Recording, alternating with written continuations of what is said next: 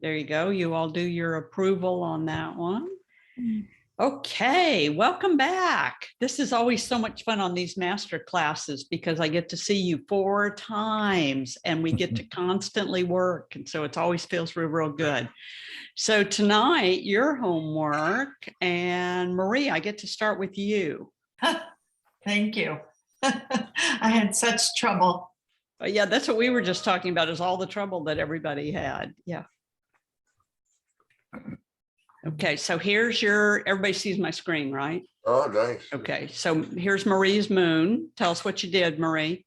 So I went to Central Park and I downloaded PhotoPill and found out where the moon was coming. And someone said, you know, it's probably going to come right near Bow Bridge in Central Park. So I went there. The problem was it was absolutely freezing that day, probably the coldest it could be. And those trees that you see there were the tallest trees around. Oh, of course. So I didn't see Yeah. that moon for another good half an hour to maybe a little longer. And I live right by the East River, and it came right over the 59th Street Bridge. So I learned a lesson in that. Yeah. But the reason why I had mentioned, I had posted this on Facebook and said it wasn't really my favorite, was because on the edges, it's fuzzy. And I didn't have a spot metering on, I don't think. I mean, I was trying everything and I did get a nice picture. So I let it go at that. It was so cold, I couldn't take my fingers out of my gloves. That's why I wasn't fussing around too much.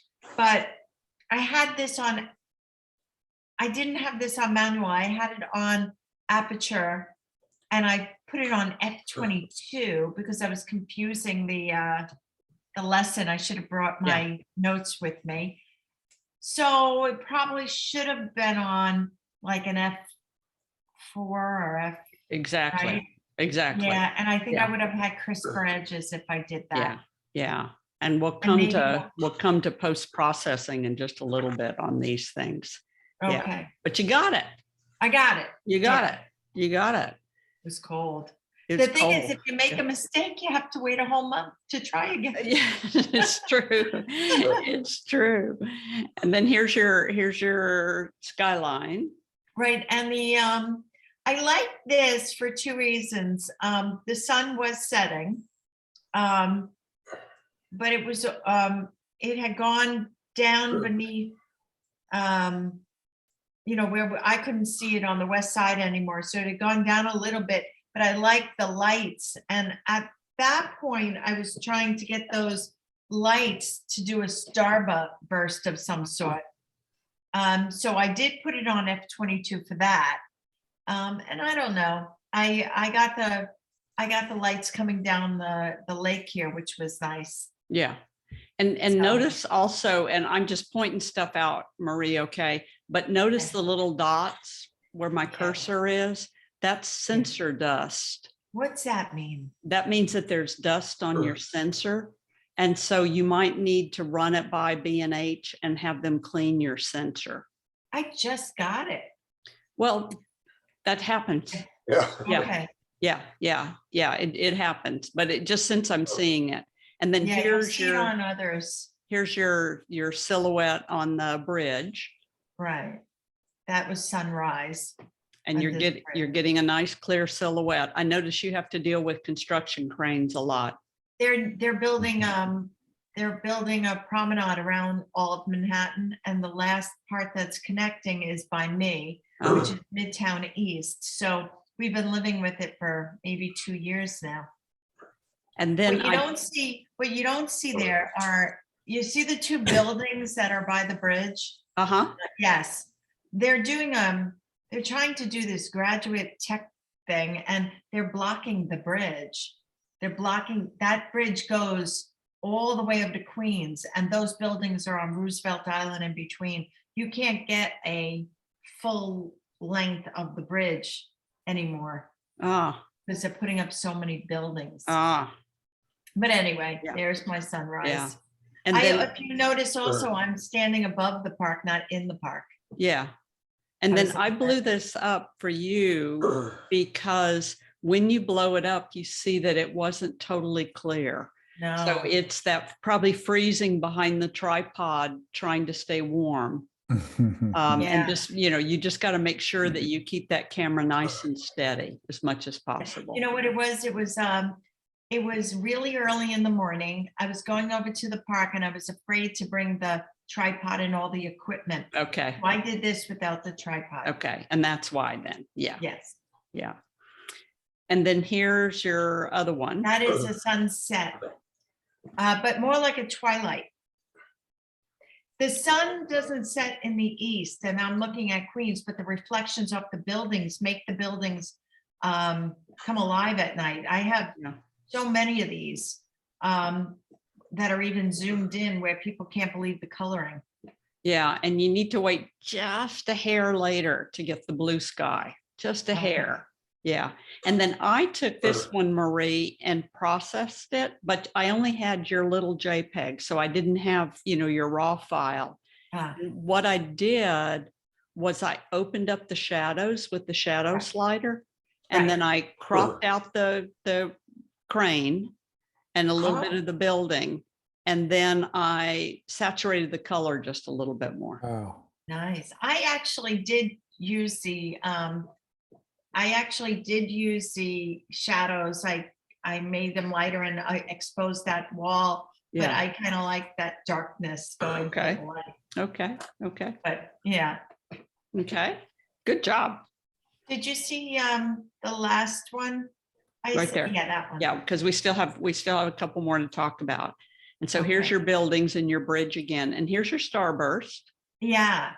Right. And I like that one because it didn't have all the sensor stuff on it. Yeah. Where- Now your sensor stuff is up in here.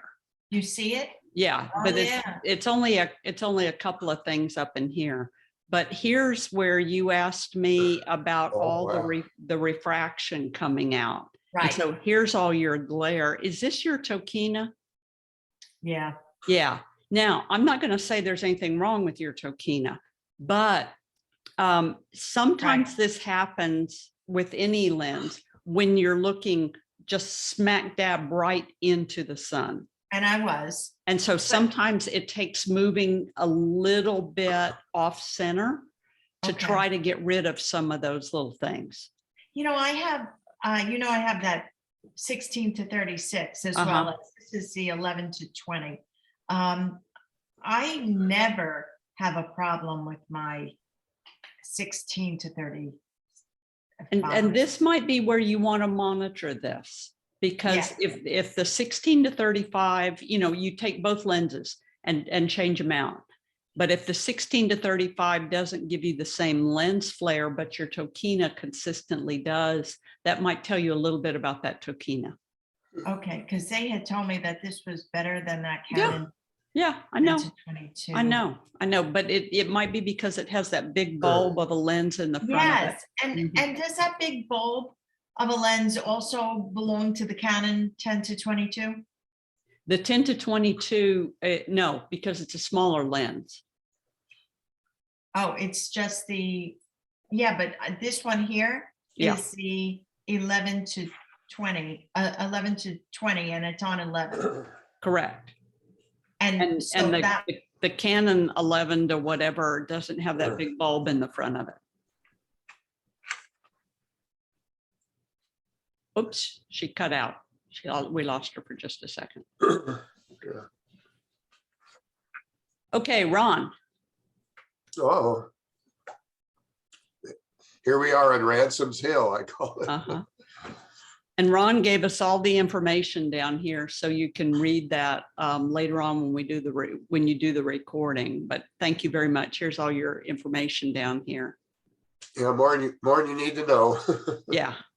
But I set up this template and then I pull it in from about 3 different sources from the different files of the picture. So I guess this is my skyline. That's Yeah. That's Yeah, the town of Montgomery, Texas. The first capital seat of Texas. exactly. I just missed by the time I got my equipment set up and out of the car, I just missed the sun, so I missed a chance of getting a sunburst. Uh-huh. And you know, on this first one, Ron, I really like these clouds right up here and these rays coming off the clouds. Right, yeah, And- they're faintly, yeah. And you're using a 24 to 200. It would have been almost better to completely zoom in and not include that foreground at all. Well, I did have one that's coming up here. It was kind of by accident. I had Okay. a longer lens on, and it's almost too tight, but I 'Cause- sent it to you. Because your rays were really, really good. They're very pretty. Yeah, I did notice that, but I didn't know how to bring them out more. Yeah. Yeah, that's the one. That was really an accident shot. Uh-huh. But I included it because it was real pretty bright orange and the Yeah. clouds are real close. Yeah. And see, that's the 500 millimeter. Right, Where if you would have zoomed into 200 on this right here, I bet you could have got almost all of that really pretty sky up there. yeah. But you got good color. Well, that's the Nikon. Yeah. And a little bit of the processing programs. Good color.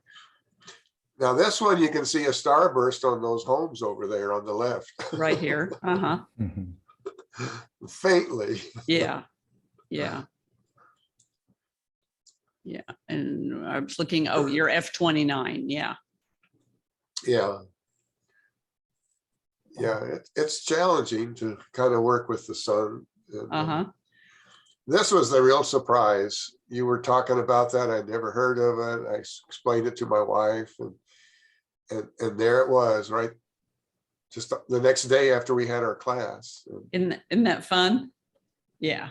Yeah, And it came out really, really nice. Looks beautiful. yeah. In person, it was pink, but the original picture was kind of faint. I had to enhance it some. Uh-huh. And I did play with the white vignette. I never use it much.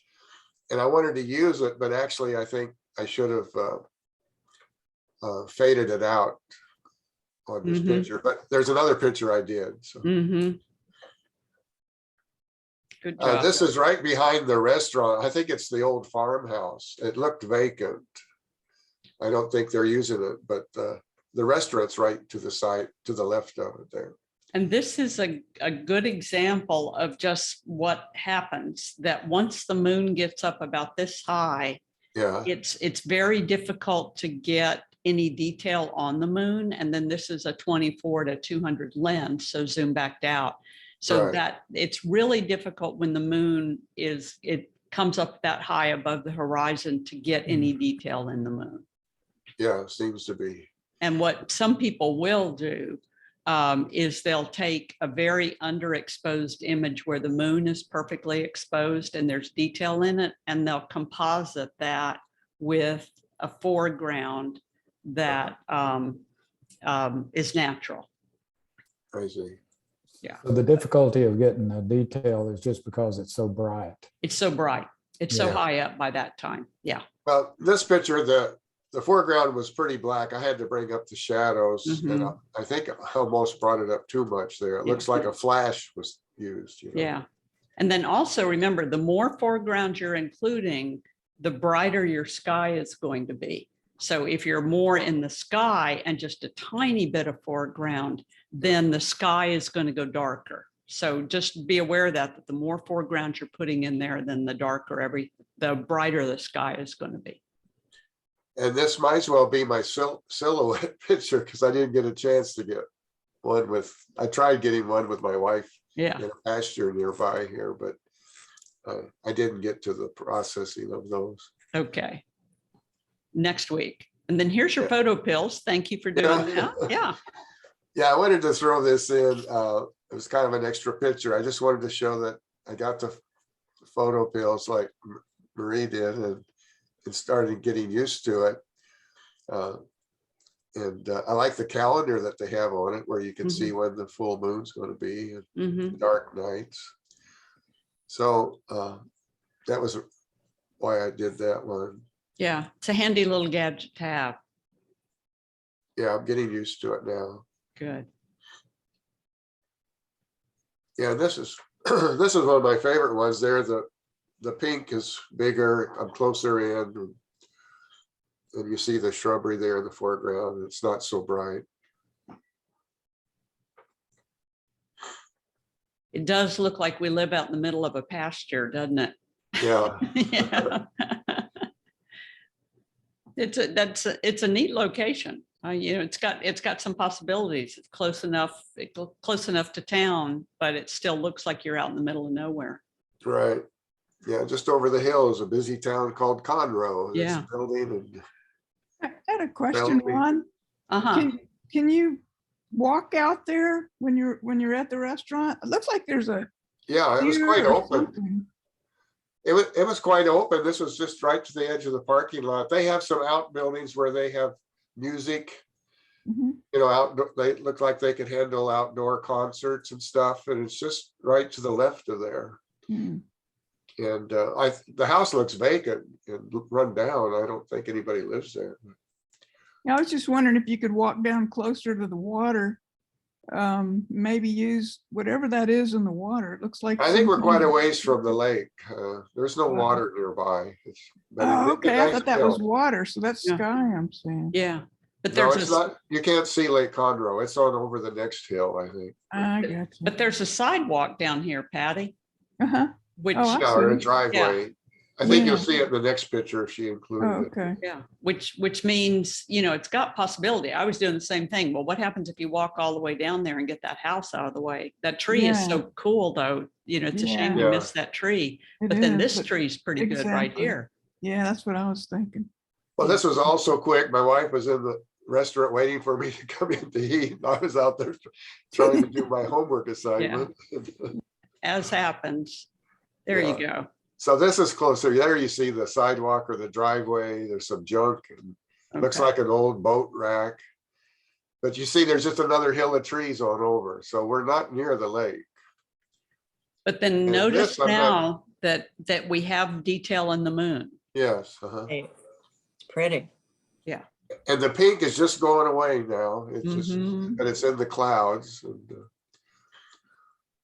So notice the difference here. This is 125 millimeters and this Right. is 58 millimeters. So the more you zoom out, the harder it is to get any detail in that moon. But then you zoom in and now we're getting some detail in the moon. right. Yeah. Yeah. So And I think as you drill down, I think you'll see more details. Yeah. And then you went inside and you ate, right? Right, And then you came back out. right. And the Oh, moon is quite a bit higher. And there I got a what do you call that? A see-through or a pass-through Uh-huh. picture through the branches of that tree. And I focused Yeah. on the tree. And and it's so crisp around the edges. Like Yeah. you don't have that fuzziness. well, we're a little closer, you know. Yeah, Well, you're 39 See. millimeters. So really you haven't used that much magnification on it. So yeah, we've got some cropping going on, but yeah, his edges are tighter. Right. And by the way, if you focus on those edges as opposed to right in the middle of the moon, you get tighter edges. okay. Right. No, I don't think I cropped any on this much, Kathy, I'm not sure, but No in-process crop, so no crop on this one. Okay. yeah, might have been a small amount. Yeah. And then I like to play with frames, so. Mhm. Yeah, now this is getting a little away from the tree, trying to get more focused to the moon. I left that branch up there on the left just to have something more in the picture than just a moon, you know? Yeah. This previous one, Ron, has to be a crop because it says 39 millimeters, but then this one is 200 millimeters, if I'm Yeah. reading this properly. And so the 200 millimeters should have been a much bigger moon. Yeah, that's at the end of that zoom lens. Yeah. Yeah. So This one's a crop, I think. Yeah. Yeah, wait. I'm looking through the trees. See, Oh, it says 39 millimeters, if I'm reading this correctly. Yeah, that's gotta be Yeah. wrong. Yeah, so that's got to be a crop. Yeah, I'm not sure. Because Yeah. it would have been 39 is small. wrong. What now, Marie? You're saying it was 39 because it would have came out very small. It No, would have let me come out, check. it would come out small at 39 millimeters. I Yeah, can check real quick. I can get that's, to the. that's okay. That's okay, Ron. I mean, it's a great shot and I love shooting through the trees like this. I think that's always a really neat thing to do. Yeah. That, It wasn't much of a crop. I'm looking at the original picture and it's maybe a 25% crop or something. okay, then, maybe, I don't know. Anyway, because you're pretty magnified on the moon. Yeah. And then here, the moon, we've got good detail on the moon, so everything's looking good. Good Yeah, color. the same lens, yeah. Uh-huh. And good processing on that one. And then here we're getting a little, this is 300 millimeters and you moved to DX crop on this one. Okay. It's an in-camera crop, Yeah, you did the DX on this one. right?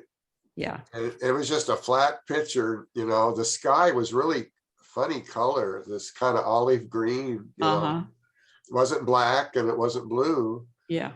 So anyway, I played with a kind of an oddball frame, just to kind of put some more, something of more interest in there. Yeah. And for those of you that are not Nikon shooters, Nikon full frame cameras have a setting on them so that you can set it to be a 1.7 crop, like Wow. if you're using crop sensor lenses. So that's what that is. Yeah, I So like it. That's a nice. Doesn't feature. have that, right? The end crop. Correct. Yeah. Correct. We would A just lot of- crop later on. Yeah, a lot of people say it's the same as cropping when you're doing processing. Mm-hmm. Yeah. You're just doing it in the camera and Gotcha. But- Yeah. Ooh, here's my big shot. That's your big one. And so this is 700, this is your 500 millimeter PF lens, Right. which and is I a did- really, really sweet lens. And then you've cropped it a little bit, right? Cropped to 100%. Okay. Yeah, then it's DX cropped in Uh-huh. camera, and then I cropped it another 100%. Yeah. So, Yeah. and when you crop a DX picture, it doesn't come up at 45 megabytes. It's a smaller megabyte Correct. image Correct. too. Correct. But the And then- detail still was there, quite Yeah. good detail. And then you processed this one in On1 effects to bring out some of the detail in the moon. I just used On1 effects for my frames Mhm, mainly. okay. I do most of the processing in Lightroom and Photoshop. Okay. And I use okay. DxO just for, I use the pure raw to clean up noise. Okay. That's a Okay. fantastic shot. Uh-huh. yeah, Really good that's shot. amazing. Oh yeah, I was gonna say something about this, but okay. Oh, I did do this on a tripod. Mhm. Of course. After dinner, I came out and I set up my tripod. I have a Yeah. gimbal for birding. So I did use a tripod on this one. The ones before dinner were handheld. Okay. Wow. And the moon that we have coming up, in the event it's clear, because there's only partially amount of the moon is showing, we tend to get more shadow details on the craters along Yeah. the shadow line. And so Oh, really? this coming, these weeks coming up, or this week coming up, is still a good time to photograph the moon in the black sky. And it's going to be hard because you might be aiming straight up sometimes, but we can get some real nice detail on some of the craters. Okay. Good. Well, we're going tomorrow. We're going camping tomorrow out east or west of here. And the weather's not too good, not going to be too good this coming week. It's going to be lousy this weekend. Yes. Yeah, but that's good. It looks really pretty, Ron. Thank you. Real good. Ooh. And then this is my haunting picture. Yeah. Just after that, like Susan, you were talking about being cloudy. Just after that, these Yes. clouds kept rolling in. Mm, And I had a hard time getting the picture of the moon I had to kind of wait for an opening. And I caught several, but this was the clearest one. Yeah. And, you know, the clouds make it a little fuzzy looking, but I tried to bring out some detail, you know. Mhm. It looks good. Thank you. I like the effect. Yeah, And you see that this is 500 millimeters. So it takes a lot of millimeters to make that moon look big. Right. So it, you know, it Yeah. to get some nice detail in that moon, that's at Yeah. 500 millimeters. this wasn't, and this picture wasn't cropped that much. It was just a little bit right at the end when I was setting up the frame. So Good job. Oh, and I just noticed something too. See this F20, Ron? You don't need to be at F20. yeah, well, Yeah. I just didn't know where I was. Yeah, yeah, you were working on other things, but just as an FYI for everybody, for the moon, we don't need to be at F20 Yeah. because there's no depth of field, obviously. So we want to be as as closed down as or as wide open as we possibly can. Okay, Yeah, good job. I love this picture. I think it's really nice. thank you. Patty. Ooh, that's a pretty one. Mm. Oh, here's the pro. I gave up on the moon. Okay. I just kept having the same problem, Marie, did with the clouds, and I couldn't get anything. So this is an older photo. Most of mine are. This is one of the silhouettes. And it's a clean silhouette. We can see the Mhm. boat docks. They're not overlapping with each other. We can see, the boater, the boat, the trees in the background. So it's beautiful because none of the silhouettes overlap with each other. Good So you shot, laid it Patty. out really well. Thank you. It's really pretty. Mhm. Thanks. Mm. Wow. That's just a sunset, and unfortunately I had my 24 to 105, and as you know, the starburst on that is not very good. Yeah. So, but that's at Anahuac. Oh, no. A bunch of birds in the background. I think they're birds. They might be mosquitoes. It was horrible. Yeah, Are they're those pretty bad. clouds? Still looks Are neat. those clouds in the reflection? Uh-huh. Yes, Yeah. there's clouds up in the sky, but I like the ones in the water, reflecting in the water better. Mhm. Because Yeah. the sky there's this whole bunch of blank sky and then the clouds up there. So rather than put the sky in it, I got the water. And I got the cloud anyway, so. It almost looks like an impressionist painting, doesn't it? Mhm. Mhm. It does. Really clean shot, Patty. Really, really nice. And I love all those birds on the horizon.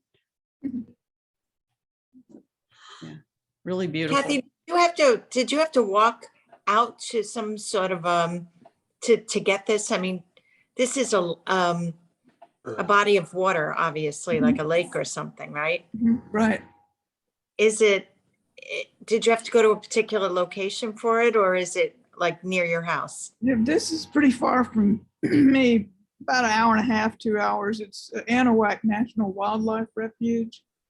And this is on one of their ponds that they have, Shoveler's Pond, it's called.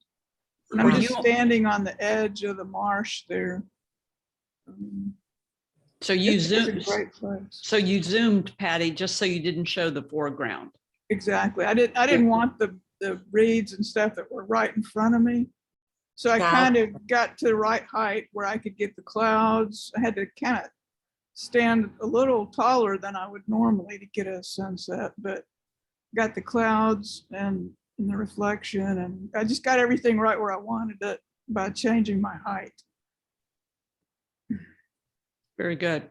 So Patty, you mentioned that you had your 24 to 105 and you don't get a good starburst even at 22, you don't get a good starburst with that lens? It's better. It's sharper at 22, but it's still not anything like the 15 to, what is it, 35? 16 to 35, yeah. Mhm. Yes. Okay, good- That good one point. is a beautiful starburst. Yeah, Mhm. yeah, yeah. That 16 to 35's got an incredible starburst to it.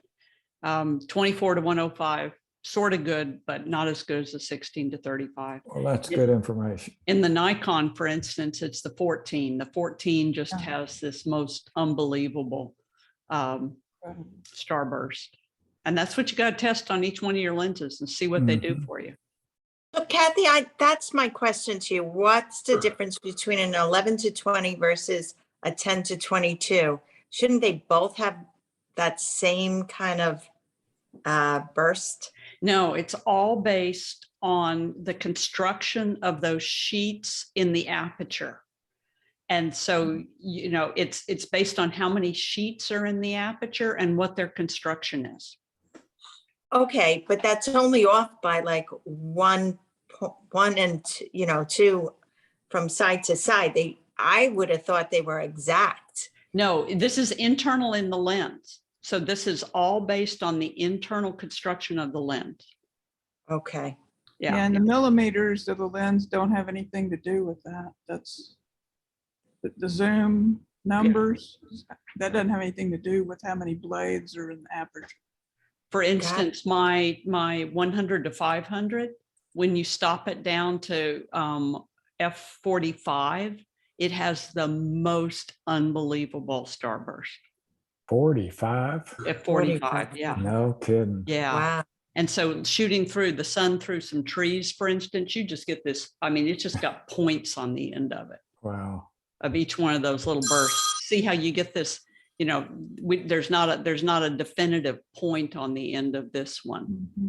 Mhm. And this is where you've got to test your lenses. You just put them side by side and play with them and see what they do. Yeah. I feel like returning mine and going to get the 10 to 22. Not yet, not yet. Not yet? Keep working. Okay. Keep working Okay. with it, you know? All right. Yeah. And then here you Oh. go, Patty. That's, Yeah, same lens, probably.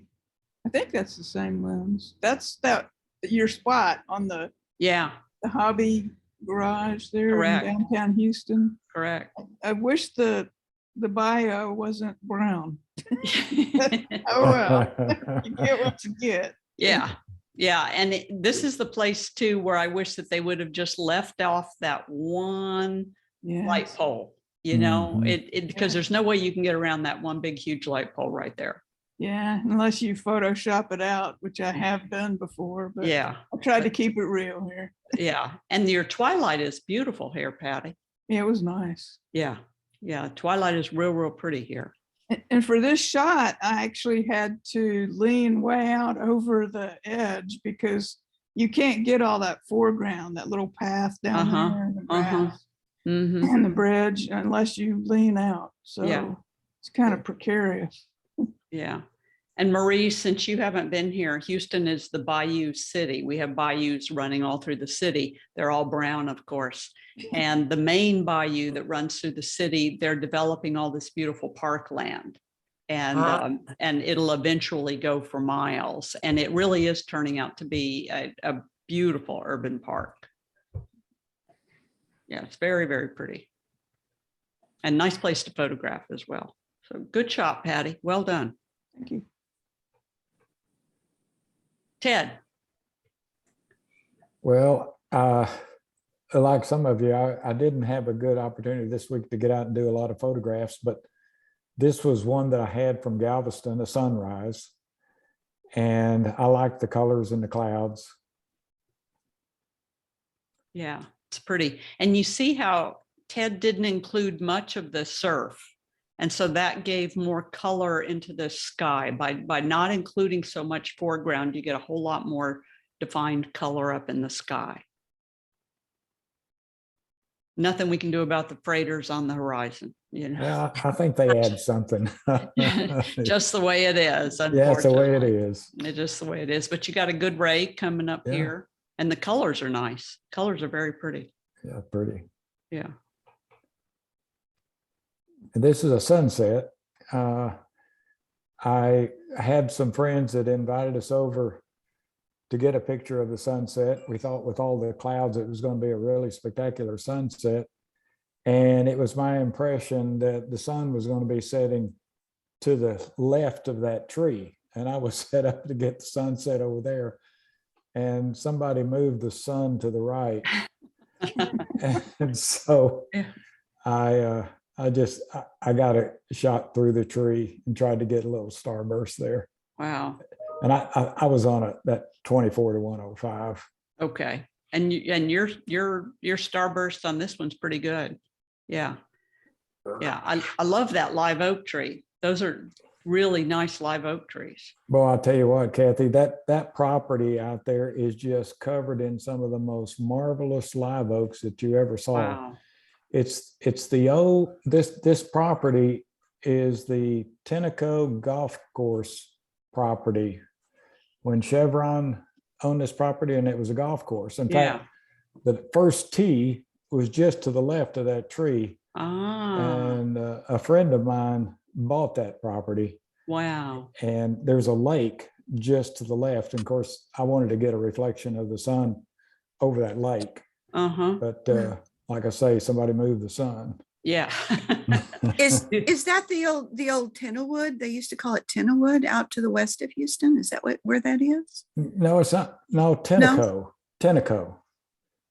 Right, right. But the Tennecos, they had a place called Tenwood or something like that. It was a park. I don't know. Anyway. I don't know that name. It could be. Oh, okay. Okay. Wow. That was before me. And Ted, this is recently? No, it was last year before last. Okay. Okay. It was No, before COVID. that's okay. That's okay. I wasn't sure if it was still that green out there. Oh, yeah, no. Mm-mm. Yeah. Beautiful. And I had a small, I didn't have anything for stars, lights, and streets. And I thought, Beautiful. I had a small window of time with House Full of Company, and I excused myself, and I thought, downtown Tomball will be a good place. And I walked all over that main street to find a good angle, but that's about as good as I got. And Mm. it's nothing impressive, but it was still fun to just take pictures. It was still fun to do it. And Yeah. yeah. That's a Still nice fun. shot. Yeah. Good job. Beautiful. Thank you. Ooh. Pretty. And Nice. this is off of my back patio. The moon comes up over some pine trees behind me, and someone was saying that 30 minutes after the moon comes up, you get to see it. Yes. But I liked it peeking through the trees. Mm-hmm. I keep waiting for an owl to perch on one of these branches because I have the same view, and Yeah, I just yeah. keep waiting. There's Won't got to be that- an owl one of these days. Won't that be grand? Yeah, Yeah. it would. But you did well here on the color of the moon, the twilight blue of the sky.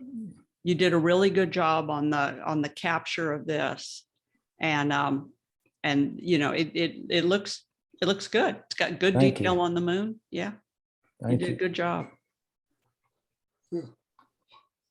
And this is just a shot following that, Mhm. that I was pleased I got the moon in focus and picked up some of the craters there on the side. Yeah, Nothing like what Ron was looking at. Yeah. But, Oh, that's nice. I like it. and a little bit of detail right up in here. mhm. Yeah, yeah. So remember to focus right up in this area and hopefully grab it just a little bit more. Yeah, great. Yeah. So Yeah. I assume, Kathy, that little navel that's there on the moon, is that a crater? It is. It's a crater. And Copernicus, isn't it? no, Patty, do you No. remember his name? I don't. Oh, It- Tycho Brahe. Is that it?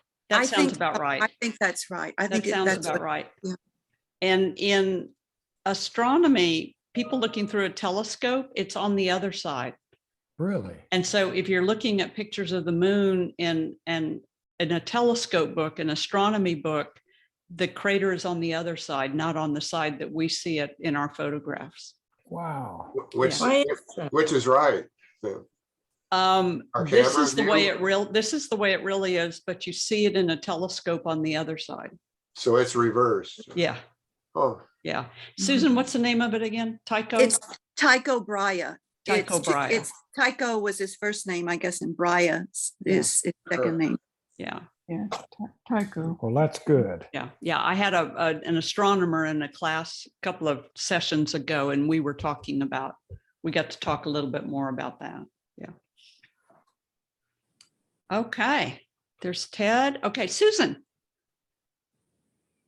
Okay, well, I only saw the sun one time this week, and I did get a picture of it, but this is one that I took a few years ago, 2018, in India, on the Ganges in Varanasi. sure. If I had had all of the planning that you talked about last week, I would have found a place that didn't have like a wall right in front of me where I couldn't get down to the river. And so I had flags standing up. I've cropped this picture because there was a lot of garbage and that I just couldn't get around. But anyway, the sun was coming up. It was a very kind of a foggy morning, which added to it. It actually enhanced the picture because I could get the disk of the sun. I could aim the camera almost directly at the sun. And in processing, I kind of pulled the highlights down just a little bit to bring out a little bit of the trees and things across the river. But the sun was shining on the river, and the river was almost liquid gold. And I wanted to get, the reason that I still have this flag in the picture is I wanted to get the fisherman's boat there in the lower left. I wanted to keep that in the picture, so I couldn't get rid of the flag. But Yeah. if I had known this sort of happened, but I came upon this kind of by accident. I didn't realize I was going to be there at this time of day. And if I had known, I probably would have scouted it out a little bit better. But anyway, sometimes you just got to snap the picture. You do. You just got to go with what you've got. So Yeah. you captured it. Yeah. Good job. Thank you. And then here's And your- yeah, and then this was taken a few months ago in my backyard. And again, this picture has been cropped. I think I have I was using a crop sensor camera, so I think it was, but I think the focal length I was using was like 450 millimeters, 35 millimeter equivalent, 450 millimeters. And then I've enlarged it by cropping. And yeah, and There's raised- no fuzz.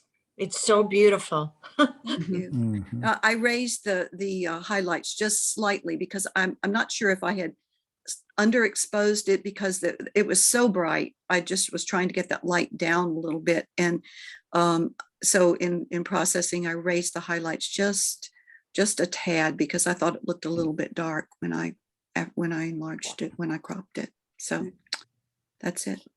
Kathy, I don't know, does our view of the moon change from January to December? Do we see any portion of the moon differently?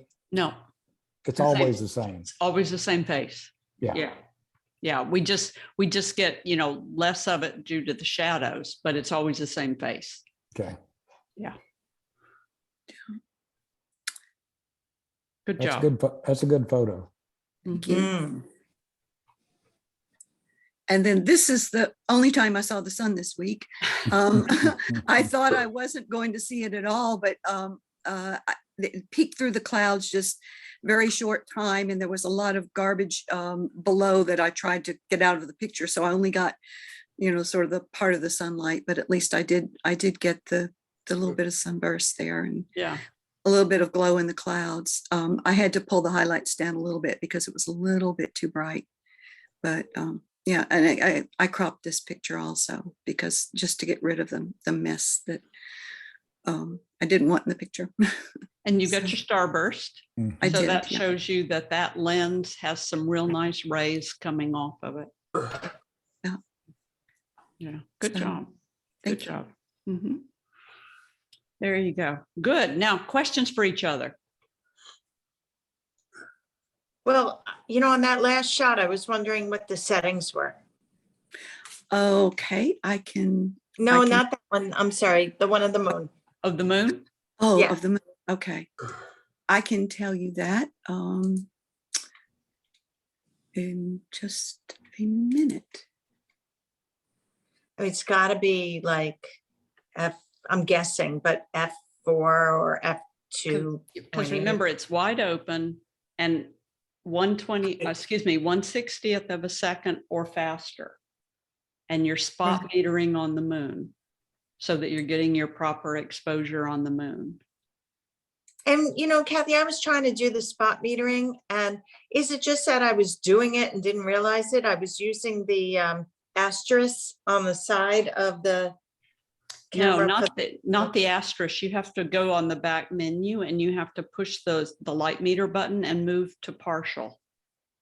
It's called partial in Canons. Mhm. Okay. And then you'll see a circle that shows up in the middle of the viewfinder because it's a 10% spot meter. And you put that circle on the moon.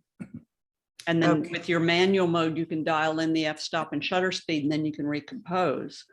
Or you can just leave the moon right in the middle because you're going to crop anyway. Okay, Okay. so that spot The- metering was done wrong. For The me. f-stop that I used for this particular picture was 6.3.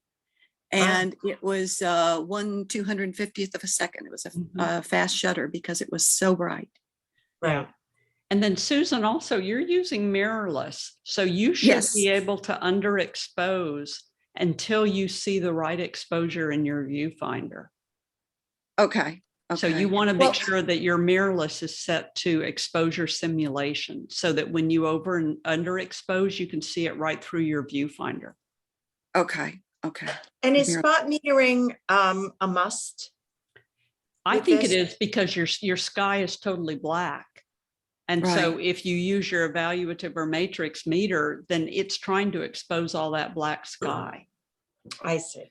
So you can sit there and you can underexpose over and over and over and over and over until you finally get the right exposure. But if you just start with spot metering, it gets you in the right spot. Kathy, I looked Yeah. at my camera because I wasn't sure. I thought I was on evaluative metering kind of all the time, but I looked and I have actually an option for spot metering and partial metering. Yeah, your spot on the Canon cameras is really, really tiny. Yeah. And the partial is that 10% that we need. So, Okay. so use the partial on Canon cameras. Good. Okay. And Kathy, I use the histogram a lot to evaluate whether my metering is. Uh-huh. I mean, is that the right thing to do with something Yeah. like this? Yeah, but also on your looking through your viewfinder, you've got exposure simulation. And Okay. so when you underexpose, you'll actually see your picture get darker and darker and darker.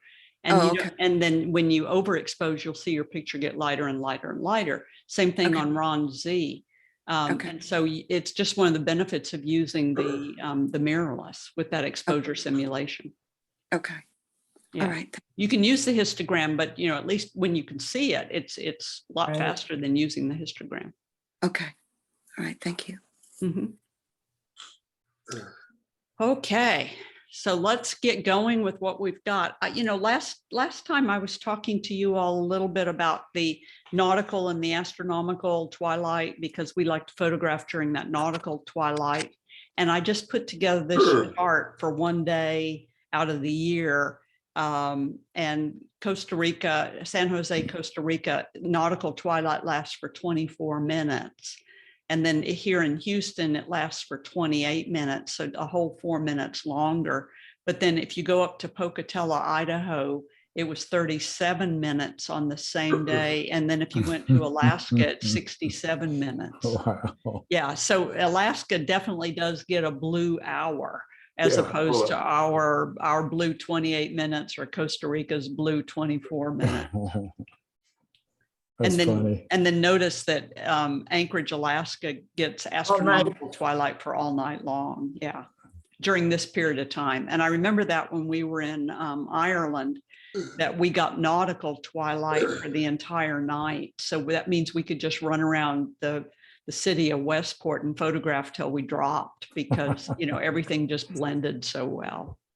And that was in middle of June in Westport, Ireland.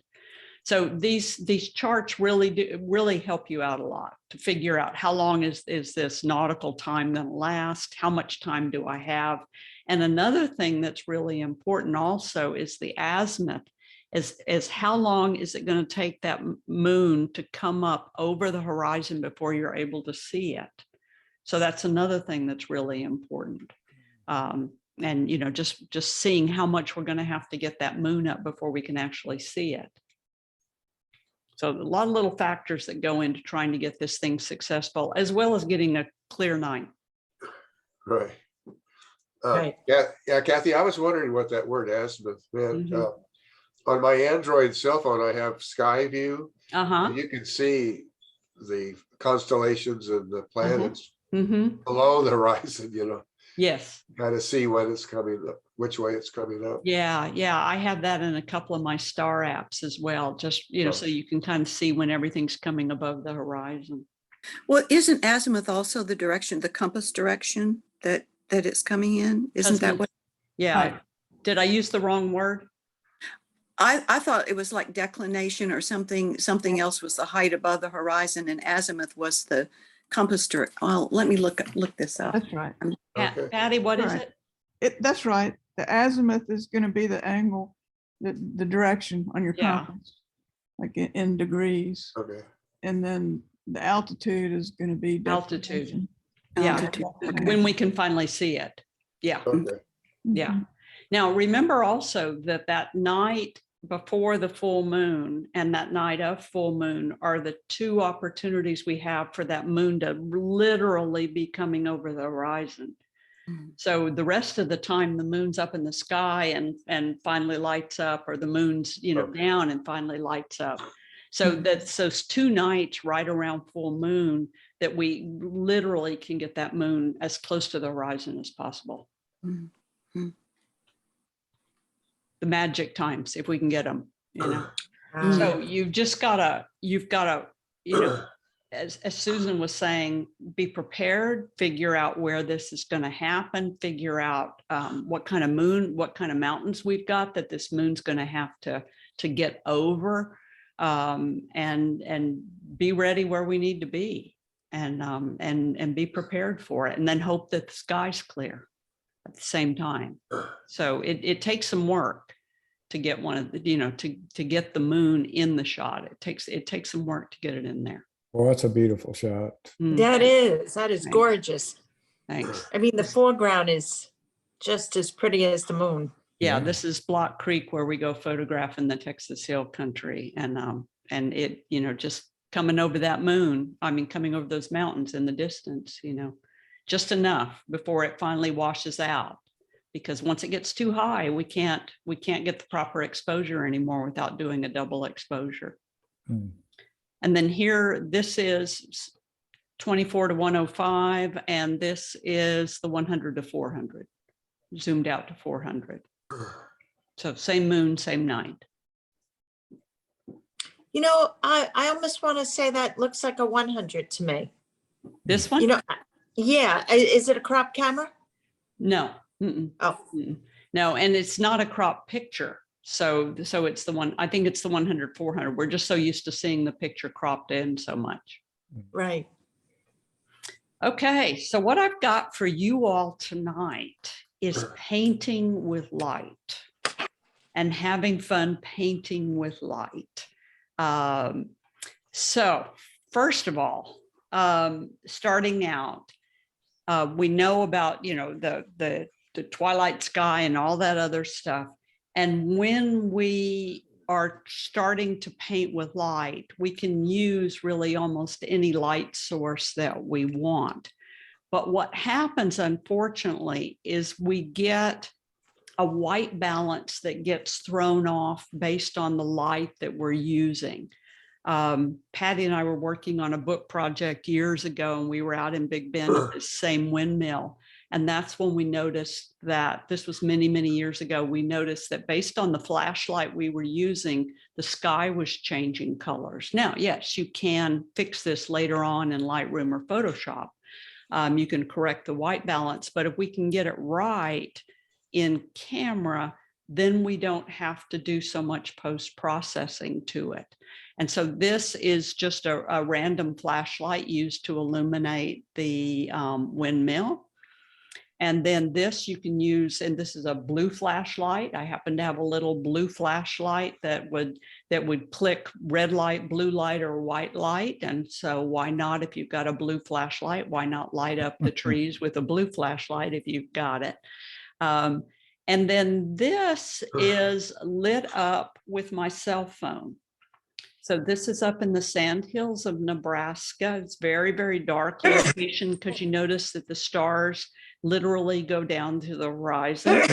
And then I started the star trail and then realized that I left my flashlight back at my cabin, and the cabin was about a quarter mile away, and I didn't want to walk through the dark and the grass to my cabin, but I had my cell phone. So I started taking my cell phone flashlight and just lighting up the truck. So while the camera is shooting, doing the star trails, and we'll get to star trails eventually in next lesson, but while the camera is shooting, I'm walking in front of the truck with the flashlight, and I'm blocking the flashlight with my body so the camera doesn't see it. And then eventually I put the flashlight underneath the truck, and then I put the flashlight inside the hood of the truck. And then I put a little bit of extra light on the headlights of the truck. And then I came around here and put the cell phone in the cab of the truck. So I lit the whole truck up. And then, go ahead, Ted. I know I'm fascinated. So you were doing all that while the camera was taking pictures, and because you didn't stand still, it didn't get you. Correct. Wow. Correct. And I'm in my traditional dark clothes, so you don't see me. But really, it's dark because I'm starting to work on my star trail, so I've got enough light to at least see the stars, which means we're past astronomical twilight. And so it's fairly dark out there. And then when I blended the star trail, which we'll talk about in next lesson, that star trail, when I blended it, I also was able to then blend each one of the little areas of that pickup truck that I had painted. So when we blend for a star trail, we're also going to be able to blend for any light that we painted with. So don't think that you've got to paint everything all in one shot. So this is a 4-minute with a 1-second break, 4-minute with a 1-second break. So I probably had, 16 to 20 minutes to paint this truck. So no hurry. Interesting. Yeah. But you don't have to have any special lights. You can do this just with your cell phone if you want to. And approximately how long were you there taking pictures of the stars? I mean, how many minutes? left the camera all night. So the Oh, camera okay. was probably there for about 3 or 4 hours. Okay. Yeah. I just went back and got it in the morning. There was nobody out there except me Yeah. and the coyotes and the prairie chickens. I mean, there's nobody that's going to get that camera. Yeah. But this is one of my favorite light painting lights. And this is a Savage LED video light. It's about so big, rechargeable, so you can plug it in. The battery recharges. And the beautiful thing about this Savage video light is that you can dim it and brighten it, and you can move it from pure white light to amber light. So depending on what you're doing with it, you can change the color temperature of the light, and you can also change the intensity of the light. So this is a really, really nice all-purpose video light. So you can video with it. You can use it in your Zoom calls or whatever you want to do. It is a super bright light as well. And it functions really well. It's durable, easy to handle. Once again, not very big, about so big. So to me, it's just almost the perfect LED light. And then you can use also the small light. And here is the, this is how big this light is right here. So this is a Lume Cube LCD Panel Mini 1 or LC Panel Mini 1. It's about 2¼ inches by 3 3/4 inches. It recharges via USB. So this is, we're using these now for Zoom calls. But then also for light painting, this is also a really, really neat light. And it's very small, very lightweight. I'm going to turn it on real fast to my camera and you'll see how bright it is. See how bright? Yeah. So it's a super, super bright light. Turn that little baby off. There we go. And the neat thing about it also is that on the back of it, it's dimmable and we can also change the white balance. So this means we can move it more amber, we can move it more white. And once again, it's just a little pocket light. And so it's smaller than your cell phone. So just as easy to use and a really, really bright light. Do you have a photograph that you've used that? Yeah, I'm As an going to show you. example? Yeah, I'm going Okay, to show you in just great. a second. Yeah. Okay. Yeah, so it's Sorry. it's a neat one.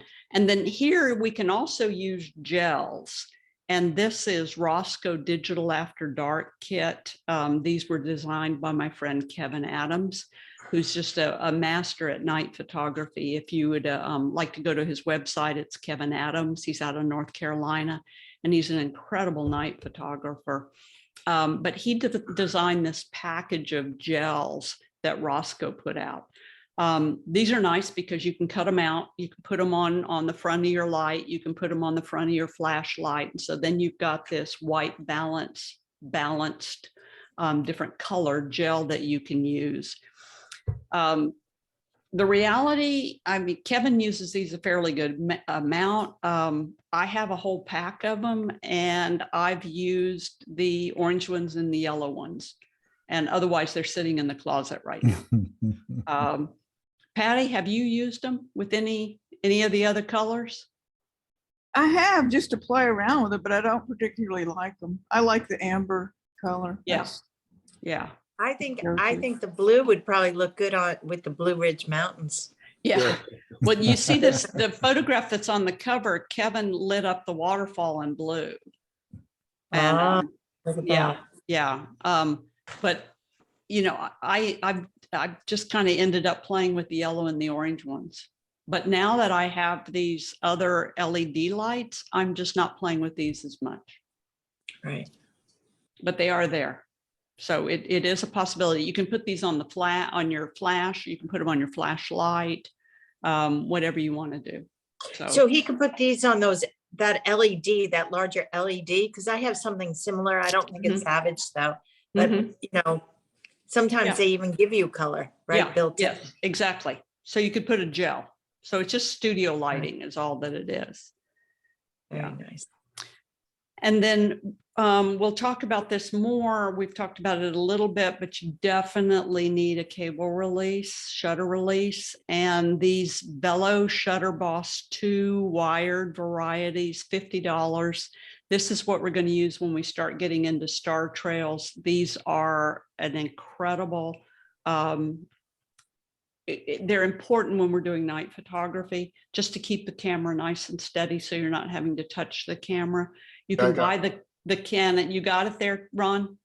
Yeah, I just got it a couple of days ago, ordered Good, it good. one evening from Amazon. I had it the next day. Yeah, yeah. And are they still $50, Ron? I think I paid 39 something. Okay, cool. Very good. You just have to make sure that the connector cord fits your camera. So Right. make sure that when you order it for the specific camera that you have. You can buy the Canon, you can buy the Nikon, but they cost you $250. And this Velo Shutter Boss 2, I have yet to have one fail on us. There are a lot of knockoff brands out there right now. get the Velo. Just spend the money for it, get the Velo, and you'll find that it serves you well. It's a really neat gadget to have. So it's a basic old ordinary everyday shutter release. But then when we need it for our star photography, that's where this is really going to come in handy. You like it more than the Canon one you have there? Oh, yeah. Oh, yeah. Yeah. Yeah. And I saved $200. So yeah, when the cord finally ruptured on my Canon, it was fine. I just replaced it with a Velo. I'll check. I'm checking what I paid for it. For sure. I was $49.95. $49.95. Okay, still the I same remember, I price. remember looking at several that night.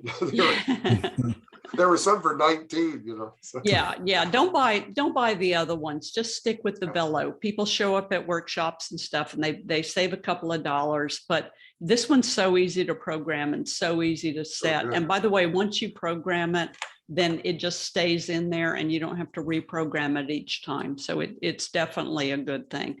Ted, did you buy one of these when we went out to Big Bend? I Yeah, did, Yeah. and it worked beautifully. it did. And Patty, I know you've got one, right? Yeah, I have both the Canon and the Velo. I tend to use the Velo, Yeah. but actually I use the one in my camera now. The 5D Mark IV does the same thing. It has all the same settings. It has the delay and interval and everything. So Good. I just set it up in the camera. Okay, very good, very good. And that just depends on whether it's easy to set up in your camera or whether it's better just to set it up here and be done with it. So Are you going here- to, excuse me, are you going to demo it for us, or do we need to study YouTube? I can show you how to set it up if you need to. It's pretty easy to Yeah, do. And okay. I'll just show you right now, by the way. Oh, no, I didn't mean to interrupt your class. No, that's fine. That's fine. This little toggle switch right here, when you toggle across or back, it'll Yeah. take you to each one of these items. And so your self is 0 and your long, you press the set, and then you go here in the middle to 4 minutes and 0 on the seconds, and then set. And then you click over on the toggle to 1 second interval. And remember, you can replay this video, okay? And then you press set, and then you click over to number, and you set it to 399. Go backwards, don't go forwards, go backwards. And the last number is 399. So if you just toggle down on this little toggle switch, it'll take you to 399. And then set, and then click over to the beep and turn off the beep. Otherwise, you got to put up with it beeping all night long. And plus set, and then it's ready to go. And when you're ready to shoot, you'll push this start button. If you're using it as a regular cable release or shutter release, you push this big button down here. But if Okay. you want to use it as an intervalometer, you push this start button right here. And then to turn the intervalometer off, when you put it away in your camera bag, you hold the button down, the start stop button down for 3 seconds, and it turns the whole thing off. And then when you want to turn it back on, hold the start stop button down for 3 seconds, and it turns it back on. All righty. Thank you. You're welcome. They also have the wireless. Yeah, don't buy the wireless, Marie. Okay. Garbage. Totally Gar- garbage. Don't buy Wow, it. it's twice as much. Yeah, don't buy it. Don't buy it. It doesn't work. We've been through that already. Yeah. So here is the windmill lit up, and you see that we've got a nice twilight sky and we've got stars behind it. Here's the windmill lit up with a regular old ordinary white flashlight. And here's the windmill lit up with the LED light set to amber. Wow, big difference. Big difference, isn't it? Yeah, big difference.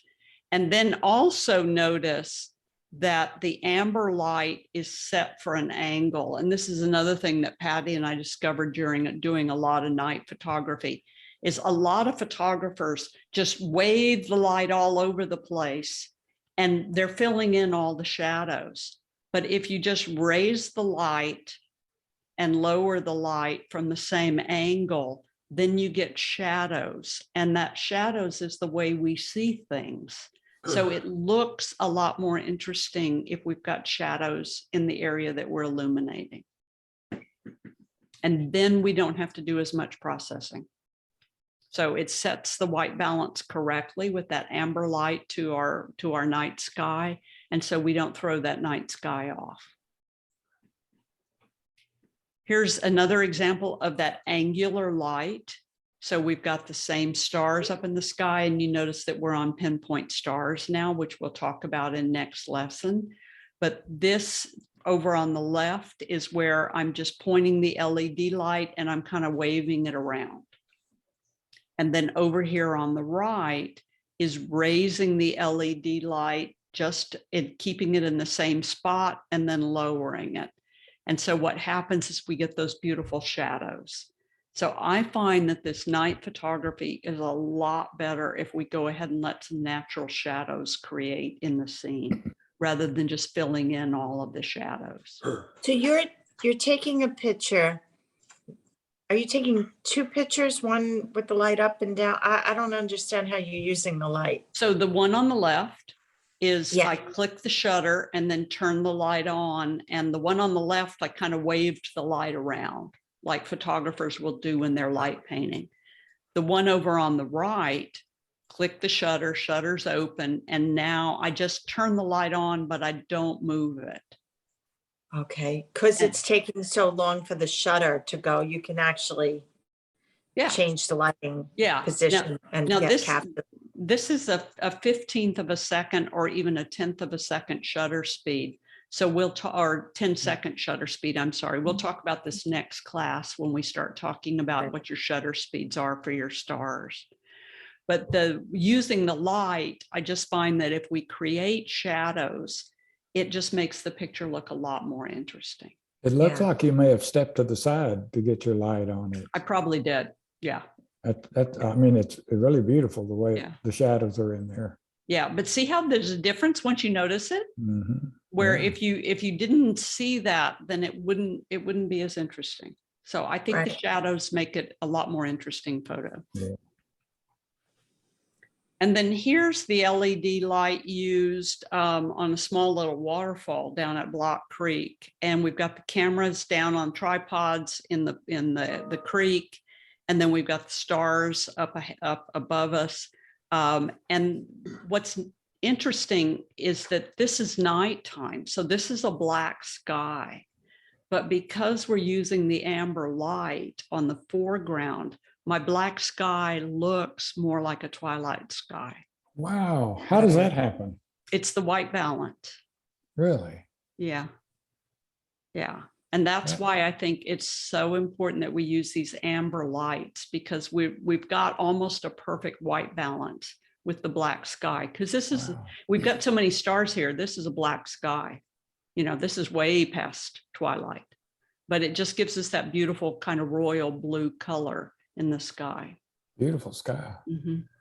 These little white smudgies, by the way, see the little white smudgy right there and little white smudgy right there? Those are moths. Yeah.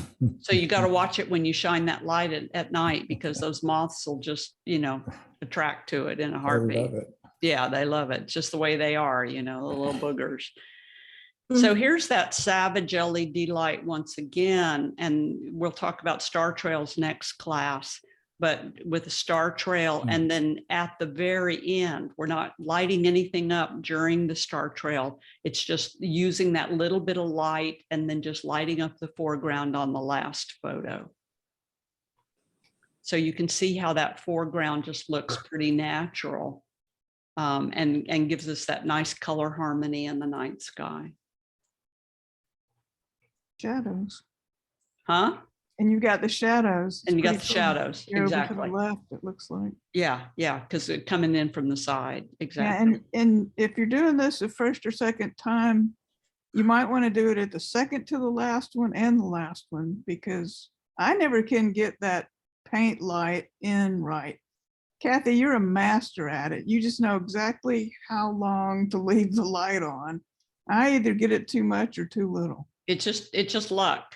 That's all it Know is. what you're doing. Yeah. That's all it is. Yeah, we're not buying that. Yeah, so this is this is just what, you know, this is just holding it up and then down. It's not much. This because it's a 4-minute exposure, so it's just very little amount of light because we're in the total dark. It doesn't take much light at all. And as we start talking about the star trails in next lesson, you'll see the different colors that are in the stars throughout the night sky. And then this is another interesting example of using different types of light to paint with. Now, this is a long exposure. So this is a 4-minute exposure, f/22, because we needed to be able to go to 4 minutes. Patty was with me on this one, and ISO 100. So we had to lower the ISO. We had to close down the aperture to be able to get us a 4-minute exposure near twilight. And why we wanted a 4-minute exposure is because we've got this abbey lit up, and we need a long exposure to let all that light come in. And let me see if this is it. There we go. So this is lit up with tea lights. So those little bitty battery powered tea lights that you see at parties, I bought a box of 20 of them. And we turned them on, and they're in all the windows. See all the lights in the windows? They're in all the windows. And then I'm painting the outside of the church with the light.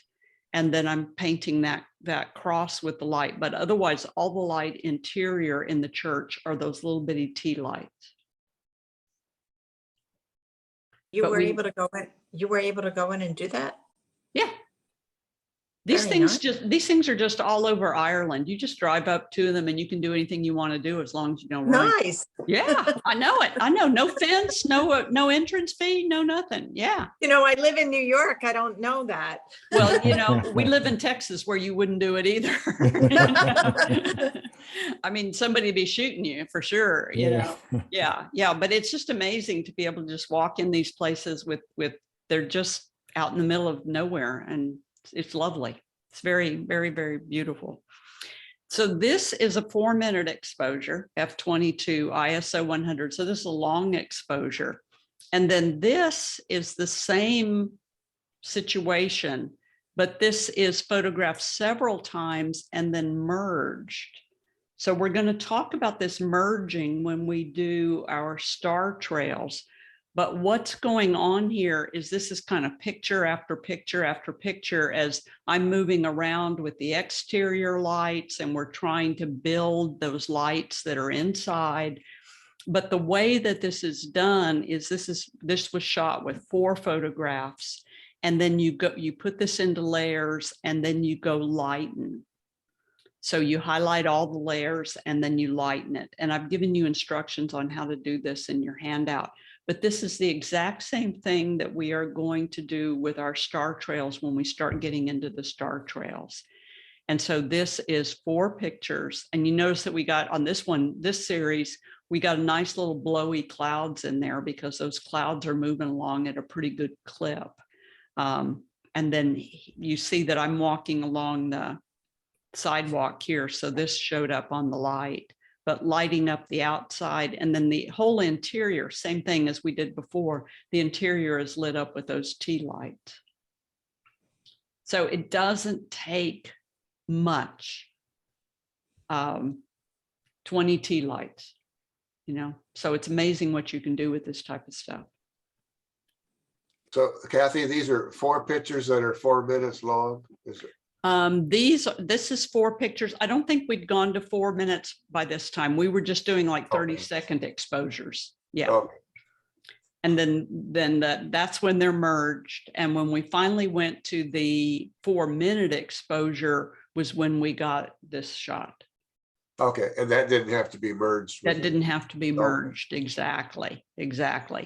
Now this, and we're going to come back to this again because there's lighten in layers, and lighten, what it's doing is it's looking for any light in the subsequent photos below that's not in the first photo. So any light, it just throws it into the first photo. And that is a really, really neat blending mode because we're going to use it for star trails. We're going to use it for some other things as well.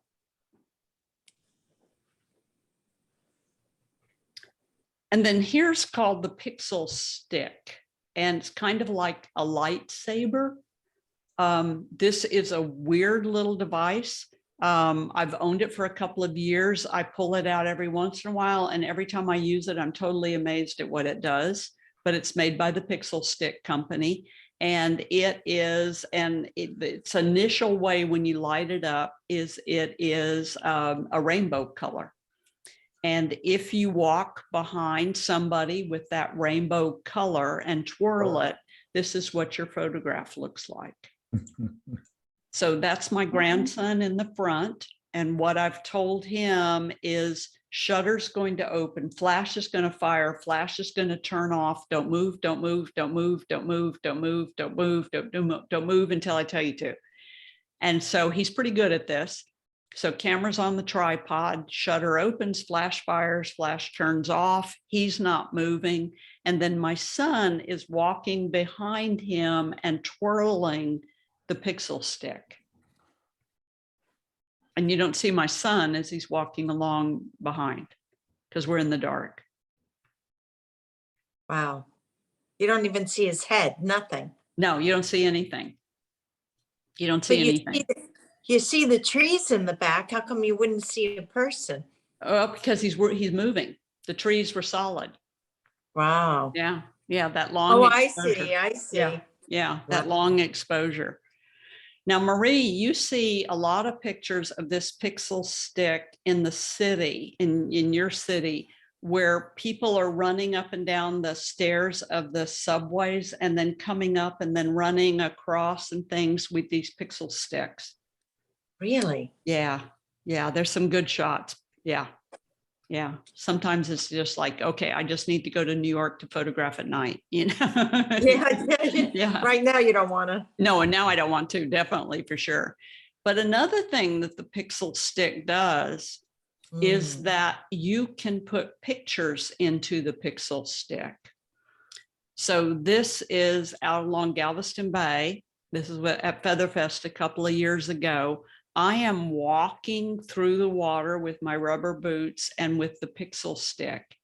And all the photographers see that are all lined up is when they click their shutter and leave it on for 30 seconds. The only thing that they're seeing is Kathy walking with the Pixel Stick.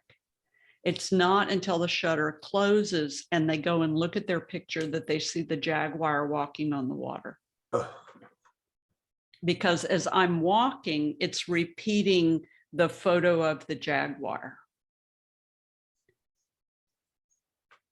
So here's another one where it's repeating this photo of the fish. So as I'm walking, the photographers only see the Pixel Stick. They don't see the fish. So you can put a logo, you can put a photo, you can load anything you want into here. And then as you walk, it'll repeat that photo. And then here's another one where the marsh is on fire. So once again, as I'm walking through the water, they're only seeing the Pixel Stick. They don't see the flames on the marsh. And then You're blending the two pictures together. no, You're blending. no. Well, you're blending the photo that's showing on the Pixel Stick, but because I'm walking and the Pixel Stick is projecting the photo a bit at a time, you don't see it until you're finished with the photo and look on the back of your camera. So it's a Pixel Stick that's putting the image of the tiger, I mean, the leopard or the fish, Yeah. the fire. Yes. Yeah. But you don't see it. You don't see it. Hmm. Yeah. Isn't that neat? Yeah. It's just Wow. it's just a really, really neat gadget. So questions on Pixel Stick? Kind of mind-blowing what it does. How much are they? It was about $350. Yeah, that's why I don't have. Yeah. Me too, Patty. Maybe we could go together, pass it around. But you know where I live if you want to borrow it. I do. Yeah, yeah, it's pretty neat once you finally get it out, start playing with it. It's just one of those gadgets you're not going to play with all the time. But once you get it out and start playing with it, then you see all these possibilities that it has. Cool. Yeah. Yeah, because you really could be running down a city street, setting the street on fire, but yet you wouldn't really be setting the street on fire. And this is what people will do when they're photographing the cars with surrounded by flames. This is what they're doing, is with the pixel Wow. stick. Yeah. So it's a fun gadget. So don't think that you have to spend $350. This is done with a street lamp, and the street lamp is illuminating the harbor in Eshwara, Morocco. But then as the gulls are swooping through the street lamp to catch the fish off the boats, that's those little flying white things. So painting with light can be with something as crazy as the pixel stick, but it can also be done with just a street lamp. You can paint with light, or you can paint with light with a Coleman lantern. So we were walking through the market in Morocco, in Marrakesh, and I saw these men standing there talking around their Coleman lantern. And I told one of the women who could speak French, go block that Coleman lantern with your body and just keep them occupied and don't let them attack us or anything. And then, you know, I told everybody else, you've only got 1 or 2 shots of this while she's blocking that. And of course, then they started saying, what are you doing here? Get out of here. What are you you know? So it was like, we're not doing anything. No, we're just walking through the market. Yeah. But so you can use a Coleman lantern. It doesn't have to be a fancy light. A black light fluoresces scorpions. So when you live out in the desert, you use black light flashlights to go look under your bed to see if there's any scorpions or if there's any scorpions on your couch, because they fluoresce. And if you've got a scorpion wrangler, it's really fun to photograph scorpions under a black light. And this is just a regular old ordinary black light, but it's in a flashlight. So it's called the scorpion light. Serves a useful purpose, but it's also fun to play with as a photographer. And then you just go, you know, turning logs over in the desert to try to find scorpions. And then you got to have a wrangler to keep them in position. So they're fun. So you can use lights around a hotel. You can use any type of man-made lights to paint with light. It doesn't necessarily have to be just an LED light. It can be any sort of light to paint with a flashlight, to paint with light.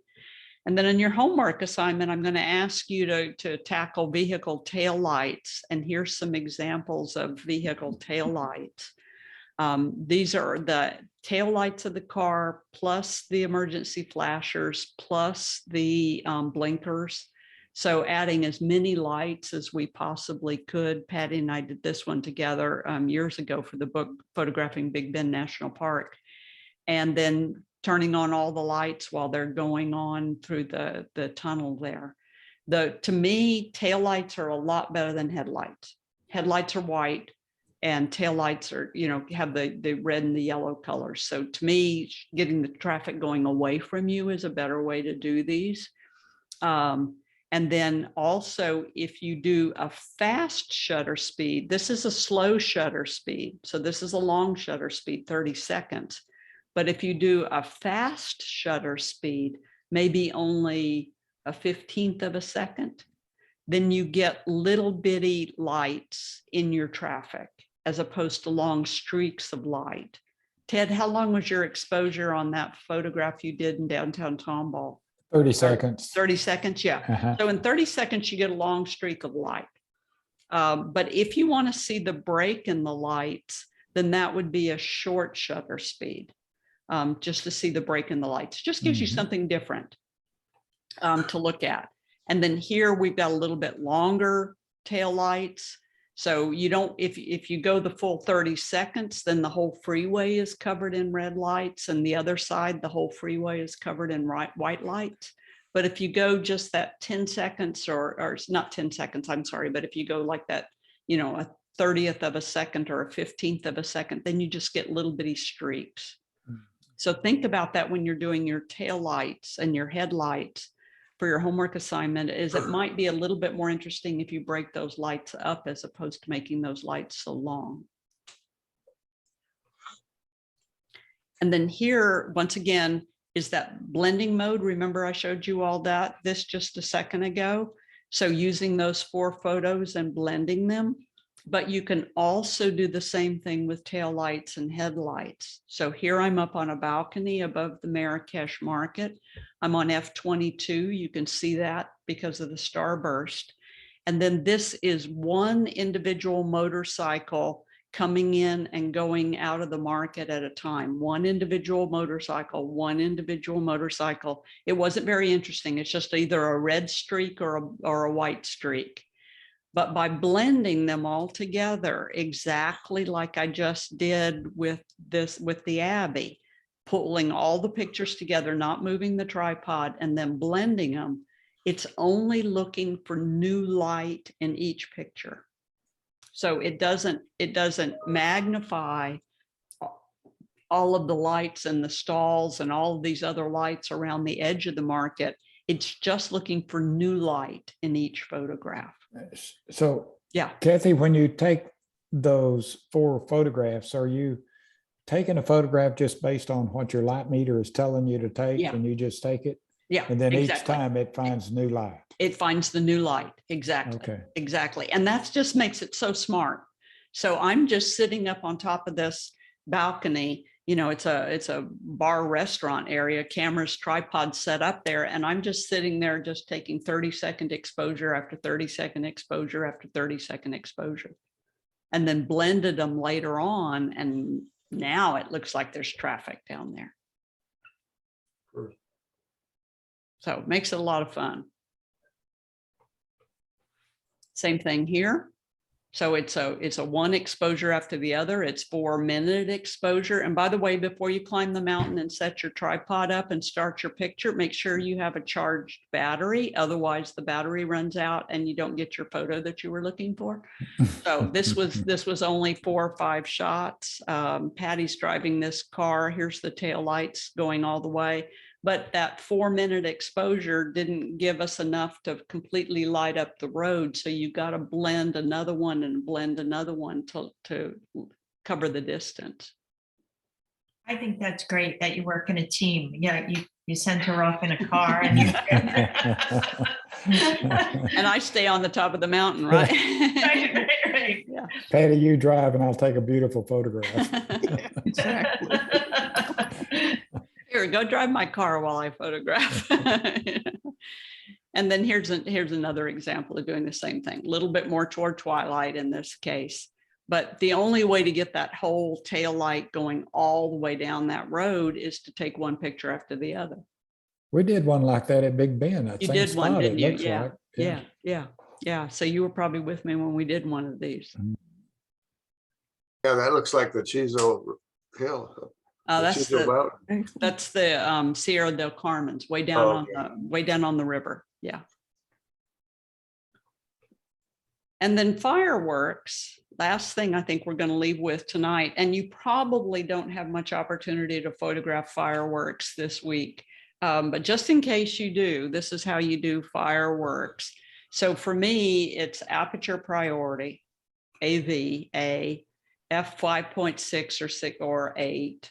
5.6 means that the drape of the firework is not going to be very much. 8, because it's closed down, you're going to get more of a drape. So the longer your shutter is open, the more of a drape you're going to get on your fireworks.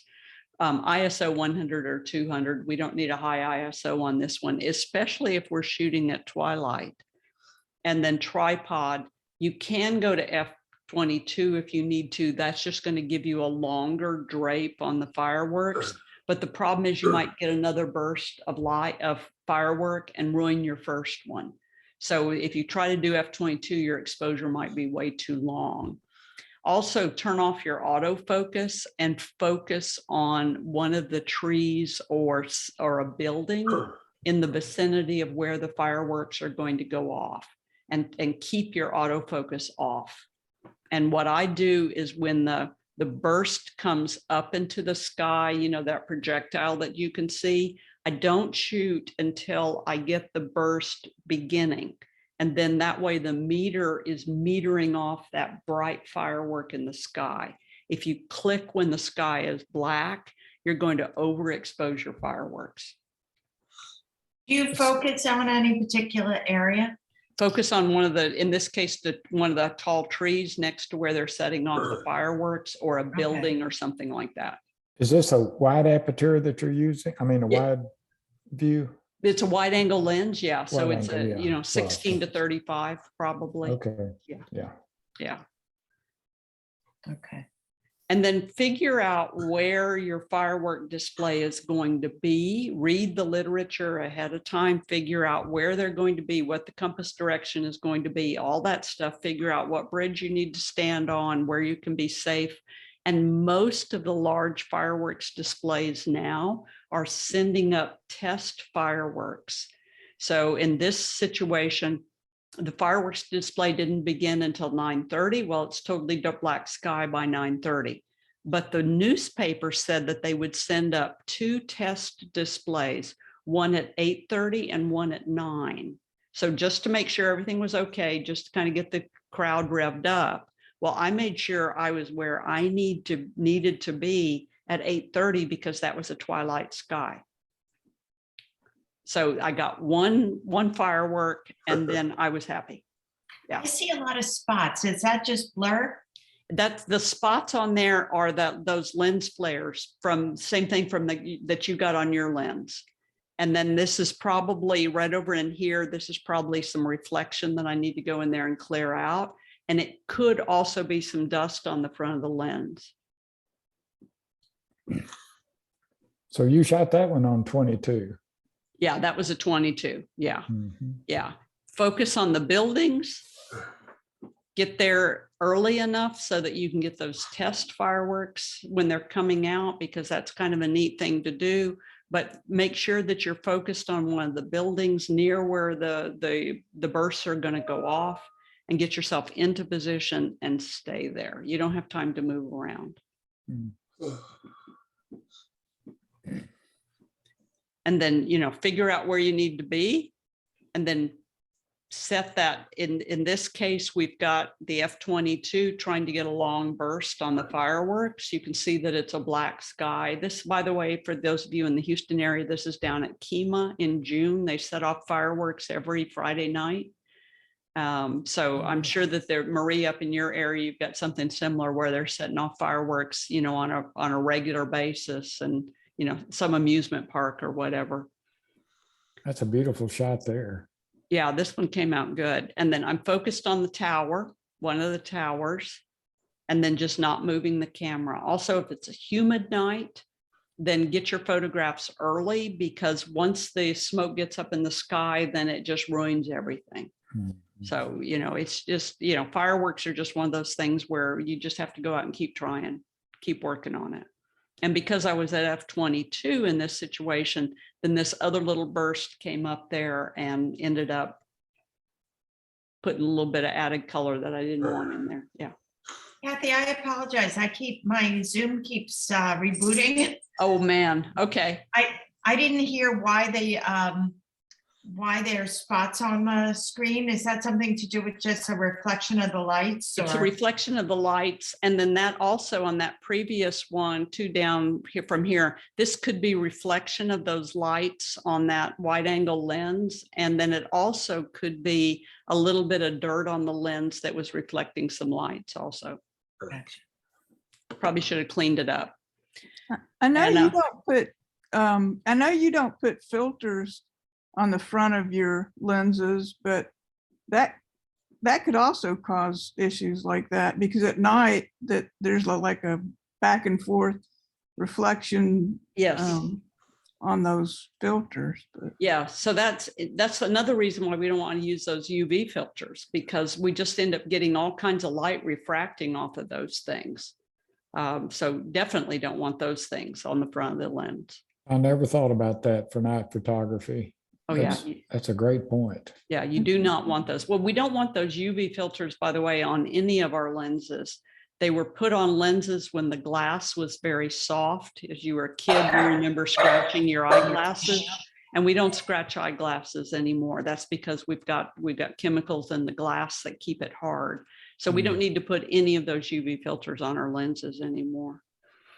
And then where we were blending, using that lighten, we can also blend with fireworks if you didn't move your camera around. So we can blend a couple of the bursts on top of each other.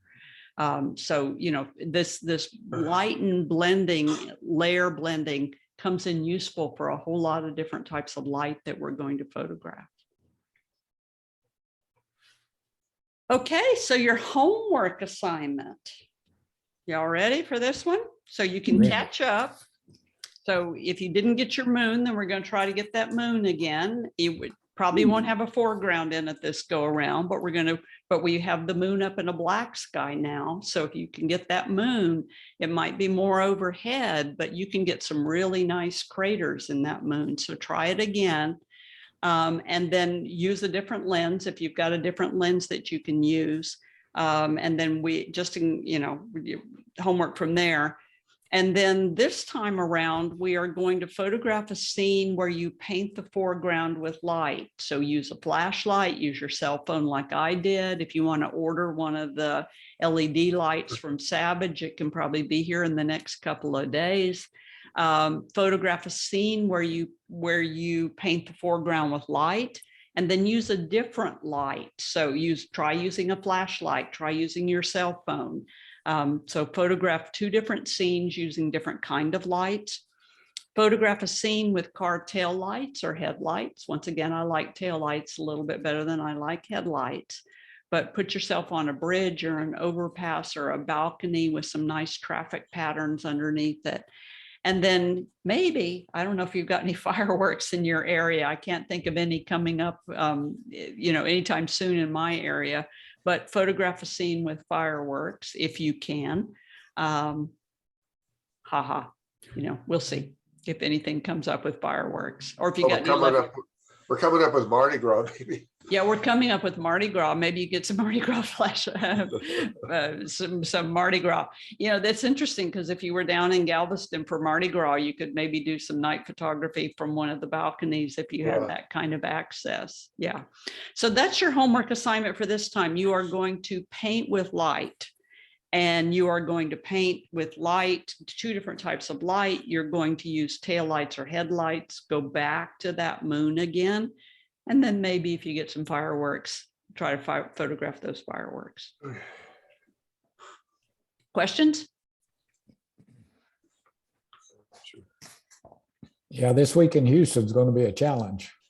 Why is that? The weather. Oh, it's going to be horrible. Yes. Yeah. Yeah, it's supposed to rain all week. Yeah. Yeah. And be very cold. Hmm. Yeah. We don't need to talk about weather when Marie's freezing up in New York. That's true. But I think the storm moves from our area through the East Coast and up the East Coast. So I think we're all in for bad weather this week. Mhm. We're gonna rain all day tomorrow, Oh, wow. Yeah. Congrats. Yeah. Yeah. but it So- will be 60. It'll be 60. Okay, not bad, not bad, Yeah. not bad. Okay, so there's no excuse for not getting the tail lights and the headlights. By the way, wet streets look a whole lot better than Oh, dry yeah. streets. Yeah, I yeah. agree. Mhm. So if you can get out and photograph while those streets are wet, you're going to find that it's a lot better looking with those wet streets. Okay. Good. Any questions?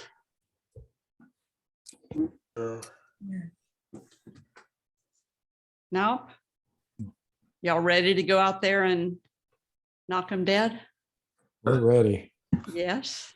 Well, I'll be packing an RV tomorrow morning, getting ready to go for a week's trip out in the Texas, west of here, just west of here. Well, also you're gonna do very well because you can paint your RV campsite. Oh, That's right. Yeah. Don't complain. You're out in the country. You can paint. You can light paint all kinds of stuff. Right, Yeah. maybe use fire. Yeah, use Campfire. fire, exactly. Tents with a light inside are always really nice as well. So you've got some Okay. opportunities. Any other questions? Not a question, just something I wanted to tell you. In New York, a lot of people are taking the full moon and trying to get it above a building, Yes. like the Chrysler or Yes. the Yes. Empire State Building. And it really is gorgeous Yeah, when they do it. It's a goal of mine just to get it right. I almost got the Freedom Tower, yeah, but Oh. I'm not willing to always go to Jersey to do it. yeah. Yeah. Yeah. Yeah. And that's one of those photographers ephemeris or the photo pills where you study it really hard and you figure out right where you have to be to make it in the Right. exact position. But some Yeah. photographers do amazing stuff. Yeah. Okay. Anything else? Thank you all very much for spending the Thank evening you. with me. I appreciate it. Okay. Thank you, Bye-bye. Kathy. Thank you. Okay. Enjoyed it. Good. I'll see you. I'll Bye. give you the recording tomorrow. Okay. Okay. Okay. Hi, Bruce. Good night. Good night, everybody. Good night.